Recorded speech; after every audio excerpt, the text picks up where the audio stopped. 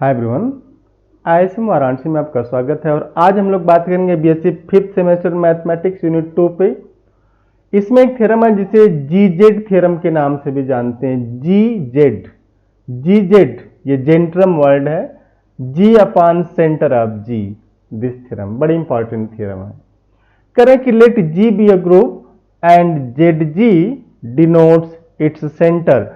इस Z G को हम लोग केवल इससे भी डिनोट कर सकते हैं। And G by Z G cyclic then G is abelian. आपको ये प्रूफ करना है कि अगर जेड जी ग्रुप का सेंटर है और जी कोई ग्रुप है और जी अपान जेड जी अगर साइक्लिक हो रहा है, फाइनाइट ग्रुप की बात चल रही है, then what is G is abelian.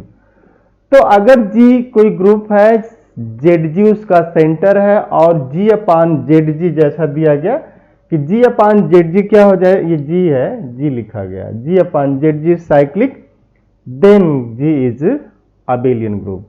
तो उस केस में इस ग्रुप को आप अबेलियन ग्रुप कहते हैं। अब इसका प्रूफ आप देखिए एकदम आराम से। इसमें जो यूज हो रहा है हम लोग उसकी भी बात करेंगे, कौन कौन यूज हुआ। प्रूफ बड़ा ही छोटा सा प्रूफ है। और साइक्लिक होना, किसी भी ग्रुप को आप साइक्लिक कब कहते हैं ये ध्यान में रखना है। और अगर जेड जी है, सेंटर है, तो सेंटर की डिफिनेशन क्या होती है, सेंटर में जाता कौन कौन, इसमें भी एक क्लास पढ़ी, आप देख सकते हैं उसको, कि सेंटर में, ग्रुप के सेंटर में वही एलिमेंट जाएगा जो ग्रुप के प्रत्येक एलिमेंट से कम्यूट करता है, वो सेंटर में जाएगा। तो सेंटर, और चूंकि सेंटर हमेशा नॉर्मल होता है, एक थ्योरम का प्रूफ भी होगा कि so that centre of G is always normal in G, एक प्रूफ होगा, आप उसमें प्लेलिस्ट में खोज लीजिएगा, मिल जाएगा। तो चूंकि centre of G consist of all those element which commute with each and every element of group and centre is normal in group, हम लोग ये दो चीजों को उठा करके काम करेंगे। और आपको दिया क्या गया है कि जी अपान जेड जी क्या है, साइक्लिक है। तो सेंटर इसे जेड से ही रहने देते हैं, क्योंकि जो सेंटर है दिस ऑफ जी, या इसे हम लोग जेड लिखते हैं, consist of G belonging to capital G such that X G is G X for every X belonging to this G. ये होगा तभी होगा।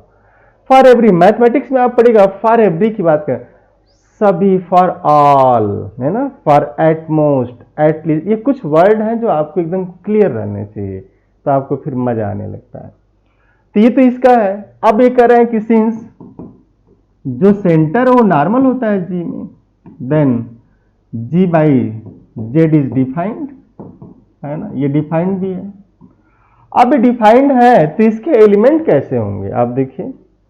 जो जी बाई जेड, हम लोग जेड जी बार बार नहीं लिखेंगे, जी बाई जेड जी लिखेंगे तो फिर इसका कोसेट लिखने में दिक्कत होगी आपको थोड़ा सा। तो this is Z A such that A belongs to this G, ये इसका राइट कोसेट। क्योंकि आपकी जो टेक्स्ट बुक है ना उसमें राइट कोसेट की बात करते हैं। हम लोग इन जनरल कंपटीशन के लिए means IIT JAM, CSIR, NET, GATE, TIFR से एमएससी करने के भी पैसे मिलते हैं। अगर आप एमएससी में भी पैसा स्कॉलरशिप चाहते हैं तो टीआईएफआर है, आइजर है, नाइजर, आप जा सकते हैं वहां पे। तो ये राइट कोसेट से लिखते हैं, बट गैलियन वगैरह मेनली मैक्सिमम में लेफ्ट कोसेट की बात करते हैं। तो जैसी जिसकी आदत हो, तो आप अगर लेफ्ट कोसेट से भी लिखते हैं तो कोई प्रॉब्लम नहीं होगी इसमें। तो ये राइट कोसेट है कि अब ये इसका मेंबर हो गया, क्लियर है ना, ये इसका मेंबर है। तो ये कह रहे हैं कि it means what, that is this Z a belongs to G upon Z, है ना इसका मेंबर, जी में जितने एलिमेंट है। सिंस गिवन क्या है, since given G by Z is cyclic. अब देखिए, अगर ये साइक्लिक है तो इसके पास जनरेटर होगा जो इसको जनरेट करता होगा। दिस इंप्लाइज व्हाट, जो जेड ए है इसके किसी जनरेटर की फॉर्म का होगा, या लेट, हम लोग लेट लिख सकते हैं, let this g by z is generated by like this element, Z G इससे जनरेट हो रहा। फॉर एग्जाम्पल ले लिया, क्योंकि ये तो कह रहे हैं कि साइक्लिक है। देखिए बिना जनरेटर के ग्रुप तो होता ही नहीं है। Q by Z is abelian non cyclic infinitely generated group. तो ऐसा नहीं कि जनरेटर नहीं हो सकता अगर साइक्लिक नहीं, तो बिना जनरेटर के तो ग्रुप होगा ही नहीं। बस ये है कि अगर साइक्लिक है तो उसका जो जनरेटर होगा उसका ऑर्डर फाइनाइट साइक्लिक, अगर फाइनाइट साइक्लिक है तो जो जनरेटर है उसका ऑर्डर ग्रुप के ऑर्डर के बराबर होता है ये। तो इसको ये जनरेट करेगा। हम लोगों ने लिखा कि let G upon Z is what generated by Z G, means Z G क्या है, इसका जनरेटर है। That is Z G is generator of this G by Z, इस ग्रुप का जनरेटर है। आपने लिख दिया कि इसका जनरेटर है। अब आप लिख रहे हैं कि जेड ये इसका मेंबर है। देखिए आराम से मैथमेटिक्स को देखिए, आराम से देखिए, कहा गया कि Z a is element of this, और कह रहे कि ये इसका जनरेटर है। अगर ये इसका एलिमेंट है और ये इसका जनरेटर है तो इस बात की गारंटी है कि ये जो इसी से आएगा, जो जनरेट करा उसी से तो आएगा ना। तो इसका मतलब आपने कहा कि this implies what, this implies Z a is like this Z ji power M. और सिंस जेड यहां पे कोसेट की बात चल रही, तो आप अगर इसको लिखेंगे ना तो लिखेंगे तो ऐसे लिखेंगे Z G dot dot Z G M times. और एम टाइम्स को फिर क्या लिखेंगे आप, आपने बीएससी थर्ड सेमेस्टर में पढ़ा कि एच। तो इसे आप जो एम टाइम्स लिख रहे हैं तो लिख सकते हैं कि जेड जी एम टाइम्स जी पावर एम, ये लिखा। तो आपने लिखा कि जो जेड ए हो क्या है, जेड जी पावर एम टाइप का एलिमेंट हो गया। अब अगर ये एम टाइप का एलिमेंट हो गया और जेड नॉर्मल भी है ना, सिंस जेड इज नॉर्मल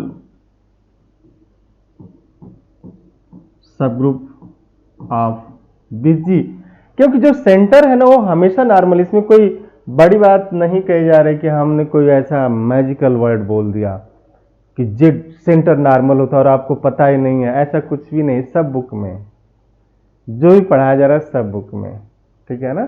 बस वही आपको समझाने की कोशिश की जा रही है कि जेड जो है नॉर्मल सब ग्रुप है जी का, ये है।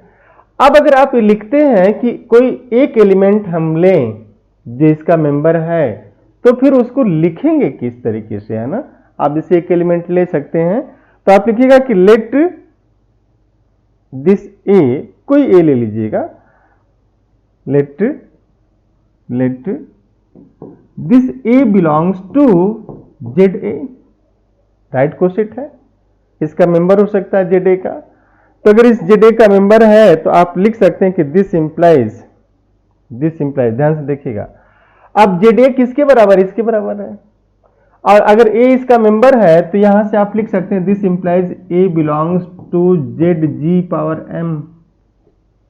अब कहानी इसकी शुरू हो रही है, ठीक है ना। This belongs to Z ji power M, और this implies A is equal to से z1 times g power m, where z1 belongs to what, this z, इसी का मेंबर है ये। तो ये हो गया। Again let b belongs to Z a, this implies, चूंकि जेड ए क्या है, जेड जी पावर m के बराबर है, तो b belongs to zg power m, and this implies b is equal to say z2 into g powers। हम लोग यहाँ n भी लिख सकते हैं, m ही लिखना जरूरी नहीं है कि वो ऐसा हमेशा हो जाएगा। we can write this as n, where this z2 belongs to this z, और चूंकि z नॉर्मल है। नाउ अब देखिएगा, नाउ हमें प्रूफ करना था कि अगर g बाई जेड साइक्लिक है तो g कैसा होगा, अबेलियन हो जाएगा। ये आपको प्रूफ करना था, ये छोटा सा एक प्रूफ था, इंटरेस्टिंग है, इंपॉर्टेंट भी है ये। ठीक है। तो now a b means a into b, Z1 g power m into Z2 g power n। आप ध्यान से देखिए, और Z क्या है, Z नॉर्मल है ना, तो आप इसको लिख सकते हैं ऐसा, Z1 Z2 g power m into g power n, this is Z1 Z2 g power m plus n। फिर आप इसको लिख सकते हैं ऐसे, this is Z2 Z1 g power n plus m, लिख सकते हैं ना। क्यों? क्योंकि सेंटर में है G, इसका रीजन लिखिएगा, since Z is centre of G and this Z is normal सब ग्रुप ऑफ दिस G, और नॉर्मल है तो ये Z1 Z1 शिफ्टिंग की बात कर रहे हैं, and this implies we can write this Z2 G power n into Z1 G power m। ध्यान से देखिएगा, and this is same as B into A, and this holds for every AB belonging to G, क्योंकि AB तो G का ही member है ना, AB is member of this G। It means what? You are saying that here for every AB belonging to G, AB is same as BA, hence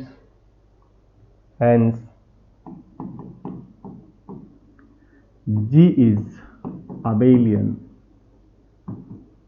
G is abelian।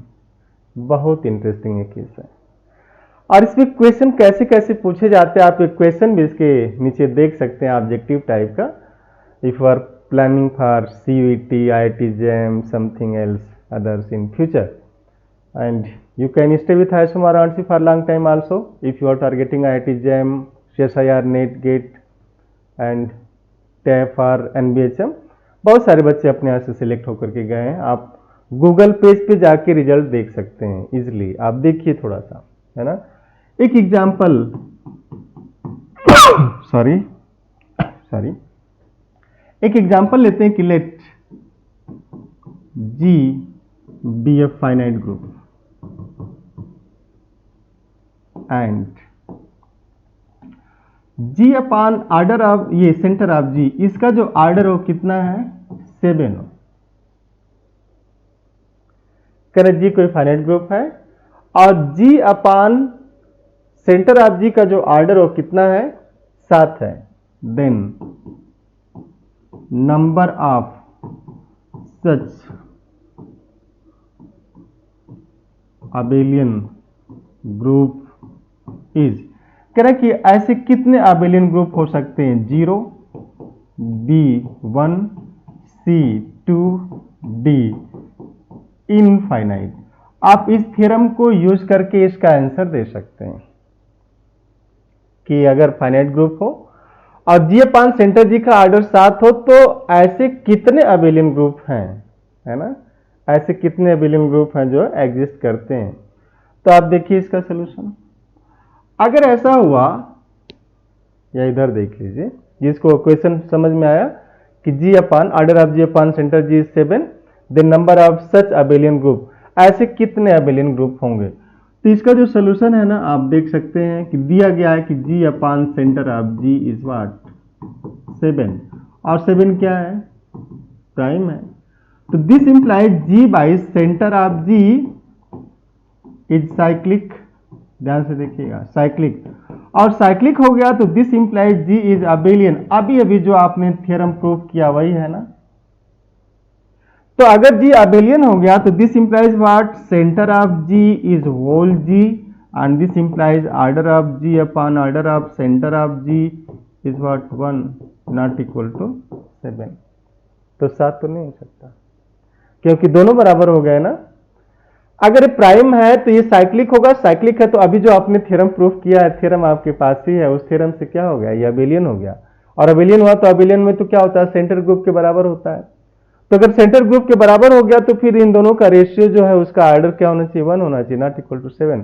तो ऐसे कितने abelian group होंगे, तो your answer is what 0, है ना।